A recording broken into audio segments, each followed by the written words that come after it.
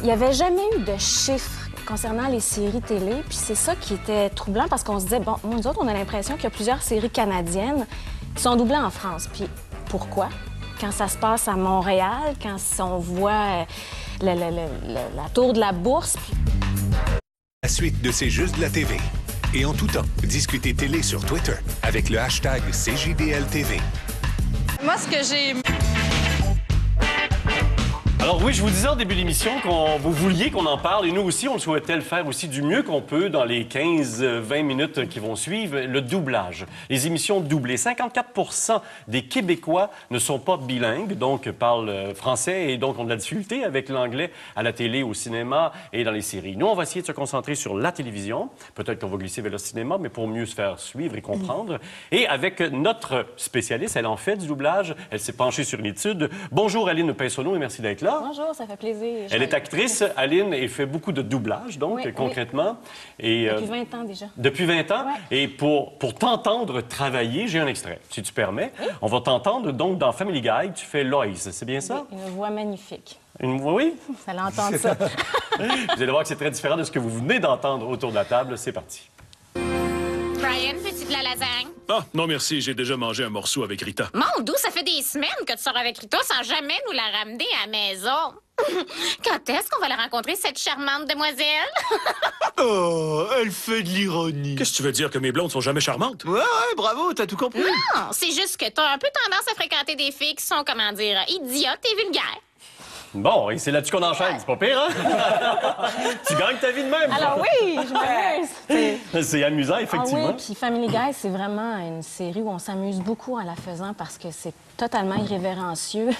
C'est un pur plaisir, puis les acteurs qui ont les personnages sont vraiment tous très chevronnés, donc oui. On a beaucoup de plaisir. Et on parlera des Simpsons aussi, parce que moi, je pense à ça quand tu décris, comme tu le décris là aussi, le plaisir d'entendre ces voix québécoises, mais souvent, c'est français. Oui. Ce n'est pas québécois, ces fameux doublages-là. On parle des dessins animés, tu fais aussi beaucoup d'actrices, mais je veux en venir à l'étude que tu as signée. Une étude préparée, donc 300 heures de télévision que vous avez visionnées pendant plusieurs années pour cette étude-là. Oui, en fait, j'ai commencé à faire cette étude-là parce que Mme la ministre Saint-Pierre a décidé de faire un forum du doublage. Donc, le forum du doublage regroupait toutes les personnes de l'industrie du doublage pour qu'on puisse s'asseoir une fois pour toutes, tout le monde ensemble, et savoir la réalité de tout le monde.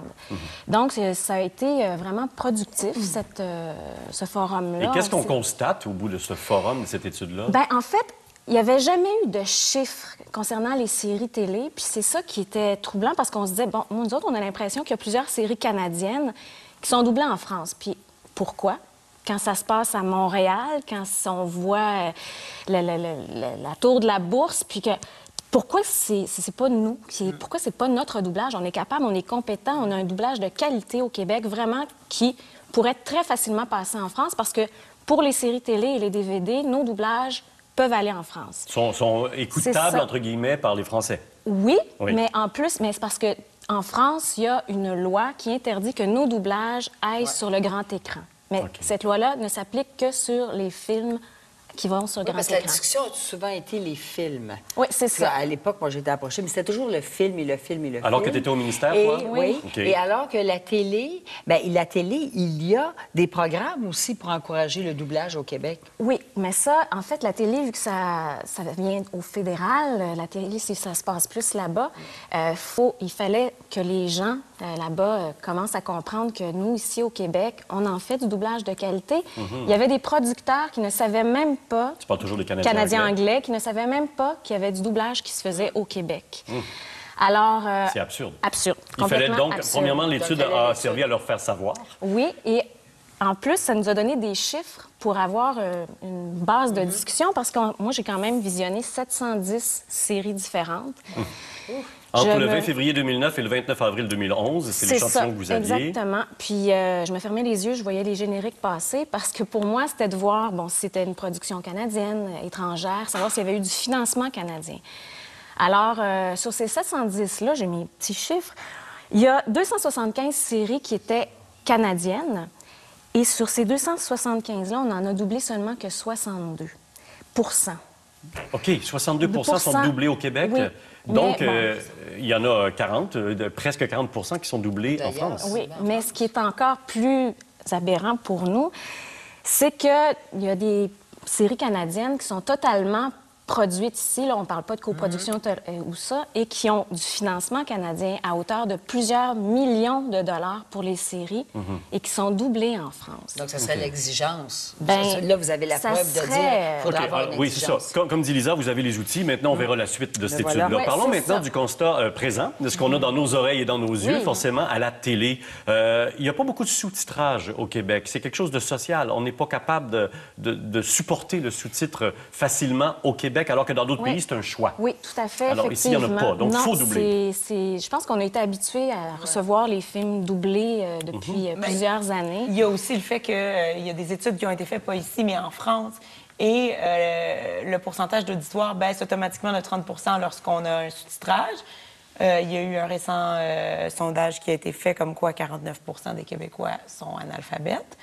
49 cette étude-là est étonnante. Oui, c'est ça. Alors, on ne peut pas vraiment s'attendre à ce que le sous-titrage fonctionne, même si, des fois, quand on est amateur de séries, c'est ce qu'on préfère parce qu'on a la version originale, mais en plus, on la comprend dans notre langue. Tu as raison. À votre oreille, à vous, Marc, qu'est-ce que ça apporte que ce soit doublé au Québec? Qu'est-ce que ça apporte de plus pour le Québécois qui regarde la télé, que ce soit un son de chez lui? Bien, moi, je repense au Forum sur le développement du marché du doublage. Là, puis il y avait deux objectifs à cet exercice-là. On est arrivé un peu à la conclusion qu'il fallait qu'on entende la langue québécoise, que la langue qu'on entend dans le doublage, en tout cas, nous soit familière. Ça, c'était un des objectifs qui était... Ben, plus Si ou j'ai moins. compris, là, Ben, dans en fait, le consensus qui a été établi, c'est qu'il fallait que notre doublage soit exportable. Donc, ce qu'on a fait, c'est que, bon, il y a les séries de dessins animés qui sont faits en québécois, puis, étrangement, ce sont les séries de dessins animés qui sont destinées aux adultes. Il y a rarement du dessin animé pour les enfants qui sont faits en québécois. En fait, je pense qu'il n'y en a pas du tout. Il n'y a pas d'explication à ça? Qu'est-ce Oui, que c'est? c'est parce que faut que ça soit exportable aussi. Notre marché, c'est une entreprise, en fait, là, c'est une industrie. Et si on se confine seulement à l'accent québécois, ben on ne pourra jamais envoyer ça. Et quand tu dis l'accent, il y a aussi la référence québécoise. En fait, moi, j'en ai un peu contre cette idée de privilégier l'exportation dans la mesure où l'exportation est pas si... je ne sais pas dans quelle mesure on exporte tellement nos émissions. Si la France a un protectionnisme pour son cinéma, j'imagine que pour la télévision, c'est un peu la même chose. Et moi comme auditeur, je comprends pas qu'on utilise un français standardisé, normatif, un français international pour faire nos doublages. Je trouve qu'il y a quelque chose là-dedans d'une espèce de déni de culture. Quand on est dans les niveaux de langue, par exemple, on fait le doublage d'une série américaine qui se passe dans la rue, puis on va avoir un français international qui est une espèce de langue un peu hybride que personne ne parle au Québec. Pour moi, il y a quelque chose là-dedans qui... Mais j'ai envie d'en mettre un extrait. Permettez-vous que je mette un extrait? Oui, c'est plein de choses à dire. Oui, je veux vous entendre, puis je veux faire entendre des choses aux téléspectateurs aussi. Je m'en vais vers les Tudors. Alors, les Tudors, c'est fait au Québec, ce que vous allez entendre. Ce sont des Québécois. Parce qu'il y a une coproduction canadienne là-dedans. Effectivement, mais c'est un peu le langage du français normalisé que tu décrivais. Donc, une langue que je ne veux pas te mettre des mots dans la bouche, mais la langue qui n'existe pas vraiment, mais qu'on force. Non, et c'est collé à un extrait de Femme exemplaire, le deuxième extrait dans le même extrait que je vous donne, qui est fait par des Français. Donc, on commence par des Québécois Tudors. Femme exemplaire, ce sont des Français. Écoutez ceci, puis on revient. L'idée me plaît, en un sens. J'y souscris. Vous aussi, Thomas? Tout à fait. C'est l'application des principes humanistes aux affaires internationales. Votre éminence peut être félicitée. Ça va? Oui, je crois. Tu n'as rien fait d'illégal. Rien? Tu n'as pas enfreint la loi. Parfois, on peut avoir l'impression que c'est un jeu, mais on n'est pas là pour chercher la vérité. On est là pour défendre le client. Et si jamais il est coupable? Eh bien, il est coupable. La vérité n'est pas de notre ressort. OK, je vous rappelle que les Tudors, acteurs québécois. Femme exemplaire, acteur et actrice français. Je t'écoute. Moi, je poursuis sur ce que Marc dit. Parce que moi, le doublage, quand c'est fait comme ça, dans ce français normatif-là, me dérange beaucoup. Les séries que je préfère doubler en québécois sont comme, tu parlais, Aline, les séries d'animation. Mais il faut qu'on pose la question, pourquoi ça nous dérange? Ça nous dérange, oui, parce que ce français-là n'existe pas. C'est un français... On voit pas la différence entre les deux exemples. Non, on voit pas la différence, mais en même temps, oui, on la voit un peu parce que quand on écoute des séries doublées en français faites en France, il y a souvent de l'argot français qu'on peut trouver dedans quand un policier va en appeler un autre vieux ou va dire lâcher un putain ou quelque chose comme ça. Alors qu'ici, c'est beaucoup plus standardisé puis qu'on ne connaît pas nécessairement cette langue-là. Et moi, j'ai envie d'entendre plus d'accent québécois. Et là, si on dit, oui, mais on est capable de l'accepter sur l'animation parce que ça touche à l'imaginaire. Bien là, je trouve qu'il y a quelque chose de profondément, culturellement manquant. Mais attends, je veux finir mon idée. Parce que oui, mais il me reste beaucoup de Oui, mais c'est parce que je comprends pas pourquoi on serait pas prêt à entendre Bruce Willis parler en québécois. Il faut changer les habitudes. Je comprends pas pourquoi Les gens ne sont pas prêts. Les gens ne sont pas prêts. Il y a d'ailleurs une tentative qui a été faite il y a une dizaine d'années. Ce fameux Ali McBeal dont tout le monde parlait, il disait que c'était atroce. Qu'est-ce qu'ils ont dépensé de faire un doublage en québécois? Mettons en contexte, TVA avait demandé un doublage québécois. Tout à fait. Toi-même, tu faisais une voix là-dessus. Je faisais Ali McBeal. Et ça a été mal reçu. Très, très mal reçu. Je pense que l'oreille des gens est faite. Si c'est des dessins animés, on est prêt à accepter que ça soit en québécois. Oui, mais si c'est du live action... Les gens ne sont pas prêts. Posons-nous des questions sur notre identité. Aline voulait finir sa phrase. Mais par contre, il faut toujours penser à l'adaptation, la personne qui écrit la traduction. Souvent, ce qui se passe quand il y a des films qui sont pour ici, parce que de toute façon, ça ne se rendra pas, bien, on parle de dépanneur. Puis jamais en France, on va entendre parler de dépanneur. Donc, je pense qu'on est nord-américain. Notre langue est plus proche, en fait, de la culture nord-américaine quand il y a un film américain qui arrive, on est plus près de « sors ton flingue », puis ça se passe dans le Bronx. Là. Il y a quelque Mais c'est pas une question seulement de mots. Notre langue, elle a une musique, c'est une belle langue. Je veux dire, le joual existe. Il y a des niveaux de langage qui sont adaptés à des situations. À Radio-Canada, quand on lit les nouvelles, on comprend qu'on utilise un espèce de français international parce que c'est les nouvelles, c'est un bulletin. Quand on est dans une fiction puis qu'on représente des gens qui sont pauvres, c'est pas normal qu'ils parlent une espèce de langage que personne parle, même à Outre-monde. Le public l'accepte pas. Oui, mais je pense qu'il faut changer les habitudes. C'est un peu... Donc, ça serait de l'imposer à ton goût? Il faut je me demande tenter jusqu'à quel encore point, des... aujourd'hui, est-ce qu'on peut se dire qu'aujourd'hui, c'est ça que le public n'accepte pas? Je me souviens que c'était tout un événement en 1999. Hein? On avait fait... Puis d'abord, on avait fait l'événement en disant ça va être extraordinaire, ça va sortir, c'est bon, puis c'est doublé en québécois. Puis là, on a le produit, et là, le produit a été décrié. Mais aujourd'hui, à cause des dessins animés, à cause des Simpsons, puis des Family Guy, puis bon... Je me demande si aujourd'hui l'essai n'en vaudrait pas la peine. Est-ce que c'est l'effet du deuxièmement, cinéma, ça dépend jusqu'à quel point on veut aller, tu sais, jusqu'où on veut aller en québécois aussi. Lisa, d'entendre ça, le joueur? Moi, je te dis, les Tudors, par exemple, un français peut-être un peu plus mélodieux que ce que là on entend. Tu comprends? Ça va. Mais je ne vois pas dans les Tudors. C'est un contexte classique. Donc, tu prends le contexte classique, mais adapter la langue par rapport à la situation, aux situations... Le niveau social du personnage, je trouverais ça plus normal. Moi, je trouve qu'il y a quelque chose d'un complexe de colonisé. Franchement, là, il y a quelque chose de... les gens n'ont pas l'habitude parce qu'on ne change pas leurs habitudes. Mais c'est ça. Il faut le faire, il faut tenter la chose. Il y a un cul-de-sac, là. Je vois dans ton œil qu'il y a un cul-de-sac face à ça. Le public ne le prendrait pas encore aujourd'hui, en 2011. Je suis certaine, je suis convaincue qu'on fait... Pourquoi, d'après toi? Parce que c'est dans notre oreille d'entendre une version doublée avec une langue qui n'existe pas. Je suis très d'accord avec ça. Les gens ne sont pas habitués. Tandis que là, c'est vraiment avec les Griffins et tout ça. C'est vraiment du québécois, mais vraiment... Assumé. Très assumé. Avec nos repères québécois, on parle de Janine Suto, on parle de n'importe qui. Mais c'était important. Lisa Fuller était mentionnée. Je vais le mettre l'extrait à propos de Janine, puis vous allez voir de quoi on parle. On entend donc la référence sur le Québec, évidemment, avec notre langue. Alors, c'est parti, Family Guy. Qu'est-ce que j'en pense? C'est une vieille sacoche! Peter, t'as vu la fille? Je suis en train de la regarder! Je la vois de la fenêtre d'en haut! Est-ce que quelqu'un commence à faire des jokes sur Janine Suto? Non! Super, j'arrive tout de suite! Hey, Brian, tu sors avec qui, Janine Suto? Colin de Bin, maudit Chris, j'ai pensé à ce joke-là quand j'étais encore en haut. C'est drôle qu'on n'ait pas parlé encore de Slapshot. On parle de cinéma. Je sais qu'on veut rester sur la télé, là. C'est moi qui glisse vers le cinéma. Mais là, c'était très québécois.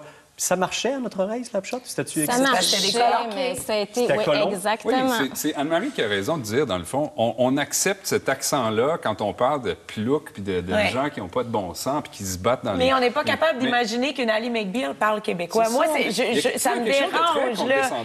Je trouve que c'est pas s'accepter. Je sais pas, mais moi, je veux savoir, en tant qu'acteur, comment... Est-ce que vous l'aimez, ce français-là? Le québécois? Non, le québécois, le français normatif que vous parlez. Est-ce que pour vous, ça serait plus libérateur de faire ce doublage-là en québécois? Non, absolument pas. Moi, je pense que ce serait, en fait, de se tirer dans le pied, de vouloir faire tous nos doublages. On a un bassin de population tellement petit qu'on va éteindre cette industrie-là. Moi, je répondrais... Attends, juste une seconde. Oui. Moi, je trouve qu'on se tire dans le pied à garder, à faire du doublage dans un français normatif parce qu'on se distingue pas assez du doublage français. On se tire dans le pied parce qu'on ne met pas en valeur cette spécificité de la langue québécoise, puis qu'à terme, si on ne voit pas la différence, pourquoi on prendrait du québécois plutôt que du français? Oui, mais Marc, finalement, elle a une raison, c'est que tu as le marché, tu as le marché du Québec, mais quand on dit, oui, mais la France, c'est protectionniste, c'est vrai, mais il y a aussi la Belgique. Il y a aussi le Canada. Oui, mais il n'y en a pas beaucoup d'exportations. Est-ce qu'on les exporte? Non, mais il y a quand même un potentiel là. Oui, je comprends. L'exportation. Oui, mais pour nous, moi, je trouve que d'abord, tu dois le faire. Tu le fais. Les gens, ils écoutent. Il y a 54... mais si on ne l'accepte pas, il y a 54 des Québécois qui ne parlent pas l'anglais. Et donc, qui regardent leurs émissions de télévision doublées. Et puis, il faut d'abord penser à ces gens-là. Puis je trouve qu'il faut changer ces mœurs-là. Il faut s'accepter, comme tu dis, à un moment donné. On parle un Québécois tout ça est un beau vœu. Oui, c'est un vœu, mais en même temps, si on fait... Puis bon, moi, je suis prête à essayer demain à faire un live-action en québécois. Mais vraiment, c'est de se tirer dans le pied, comme je disais tout à l'heure. On ne pourra jamais exporter. Et il y en a des séries qui sont exportées, qu'on fait ici au Québec, comme Majeur et marié, qui est exporté là-bas, qui joue en France. Je me souviens plus, je pense que c'est à Canal+. Il y en a plein. Mon Dieu, j'ai oublié mon petit papier. Mais il y en a, pourquoi pas Indy? Il y en a plusieurs. Il y a les Kennedys, il y a la légende de Camelot. Les Kennedys, il faut faire attention. Ça a été doublé ici. Ils ont changé seulement 2 voix. Là-bas. Mais il devait en changer beaucoup plus. Donc... Écoute, on sent en tout cas l'effervescence autour de la table, mais pas juste la tienne, la nôtre aussi, en tant que maniaque de télévision. Puis en même temps, c'est dur parce que c'est un geste pour toute la population. J'ai plus de temps, ma belle Lisa, c'est terminé. On n'a même pas parlé de surimpression vocale parce qu'on était trop passionnés. On n'en a pas parlé. Je reviendrai. Il va falloir que tu reviennes, mais c'est un sujet parfait. Et sur notre site Internet, vous aurez aussi beaucoup de plus. Il y a des graphiques et tout, un dossier complet que vous pouvez aller voir là-dessus, sur le doublage. Il va falloir y revenir. Alors, merci beaucoup. Merci de ton passage. Merci pour cette étude-là aussi. Je vous répète, sur le site Internet, vous allez avoir des références à propos de ce sujet. On revient avec le Sam Allume. C'est sur une chaîne pas très connue qui s'appelle PBS. Encore? Celle dont tu parles comme aux 2 semaines? Désolé. Oui, c'est ça, pas très connu. Même dans la série American Masters, dont on parle assez souvent, mais bon, c'est la meilleure télé qui se fait au monde, je trouve. Non, c'est magnifique. À PBS, quand il y a des trucs comme ça. Documentaire sur Woody Allen,